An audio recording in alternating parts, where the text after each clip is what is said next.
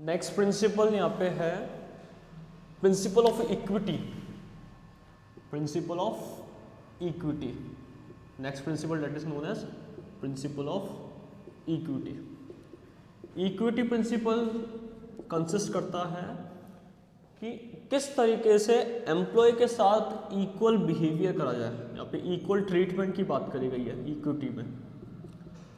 Equal treatment that means उसके साथ जो भी एम्प्लॉय है, एम्प्लॉय यानी कि जो वर्कर है या सबऑर्डिनेट है, एम्प्लॉय जो है उसके साथ उसके बॉस का जो या सुपीरियर जो है उसका ट्रीटमेंट इक्वल होना चाहिए। जितने भी एम्प्लॉय है उनके साथ सबका ट्रीटमेंट इक्वल होना चाहिए।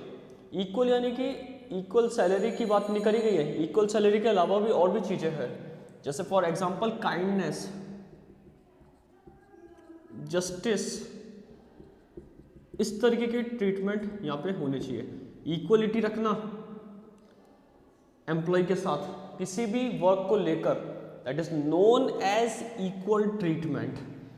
सो जो भी एम्प्लॉय हमारी ऑर्गेनाइजेशन में काम कर रहा है एज अ सुपीरियर या एज अ एम्प्लॉयर, यानी कि जो मालिक है या जो बॉस है, उसका काम क्या है कि इक्वल ट्रीटमेंट रखे, काइंडनेस के साथ, जस्टिस के साथ, फेयरनेस रखना, एम्प्लॉय के साथ फेयरनेस रखना। ये सारी चीजें किस में आती है? इक्विटी के अंदर आती है। तो सबसे पहले इक्विटी समझते हैं कि इक्विटी का मतलब काइंडनेस शो करना, यहाँ पे रेस्पेक्ट देना एम्प्लॉय को जितना वो काम कर रहा है, और उसके साथ जस्टिस रखना। जस्टिस यानी कि उसके साथ लीगल बिहेवियर करना, सही तरीके से उसके साथ ट्रीट करना।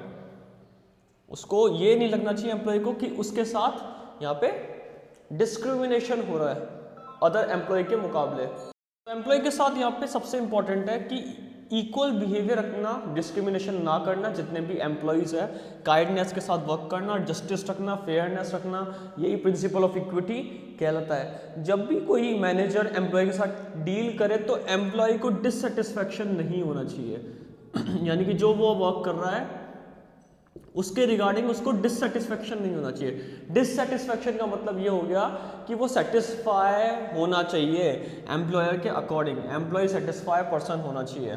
अगर एम्प्लॉयर सेटिस्फाई नहीं कर पाए अपने एम्प्लॉय को, तो यहाँ पे एम्प्लॉय जो होगा वो उस ऑर्गेनाइजेशन के अंदर लॉन्ग टाइम के लिए सूटेबल नहीं रह पाएगा, मतलब लंबे टाइम तक टिक नहीं पाएगा। फॉर एग्जाम्पल हम अगर घर का एग्जाम्पल लेते हैं, एक घर है उसके अंदर 4 जने रहते हैं, एक फादर के 4 यहाँ पे बेटे हैं, चारों काम करके आते हैं, लेकिन चारों के साथ वो इक्वल ट्रीटमेंट करना पड़ेगा उसको इक्वल ट्रीटमेंट चारों के साथ करना पड़ेगा। क्यों? क्योंकि चारों की जो स्टेटस है वो इक्वल है, अलग नहीं है कोई। फेयरनेस रखना है यहाँ पे अगर 4 में से किसी फर्स्ट नंबर के साथ अच्छा बिहेवियर कर रहा है, सेकंड नंबर पर्सन के साथ अच्छा बिहेवियर कर रहा है, थर्ड नंबर के साथ अच्छा बिहेवियर कर रहा है, फोर्थ के साथ बेकार कर रहा है, यानी कि वो इक्वल ट्रीटमेंट नहीं होगा। इसी तरीके से हमारी ऑर्गेनाइजेशन के अंदर जो मैनेजर होता है वो एम्प्लॉय के साथ इक्वल ट्रीटमेंट करने वाला होना चाहिए, क्योंकि एम्प्लॉय अपना फुल्ली पोटेंशियल के साथ काम कर रहा है, यहाँ पे फुल्ली कैपेसिटी के साथ काम कर रहा है। तो जो एम्प्लॉय काम कर रहा है अपनी पोटेंशियल को यूज करके, अपनी कैपेसिटी को यूज करके, तो उस एम्प्लॉय के साथ इक्वल ट्रीटमेंट रखना, दूसरों के कंपैरिजन में इक्वल ट्रीटमेंट रखना इंपॉर्टेंट है। यहाँ पे मैनेजर के रिस्पॉन्सिबिलिटी मानी गई है एक, जिससे एम्प्लॉय का एक पोटेंशियल जो पावर है, एम्प्लॉय अपनी कैपेसिटी के साथ काम करेगा फुल्ली, एम्प्लॉय का डिससेटिस्फैक्शन खत्म होगा। सो इक्वल ट्रीटमेंट जरूरी है। इक्वल ट्रीटमेंट का मतलब यही नहीं कि इक्वल सैलरी देना, यहाँ पे इक्वल सैलरी के अलावा भी बहुत सारी चीज़ें होती है।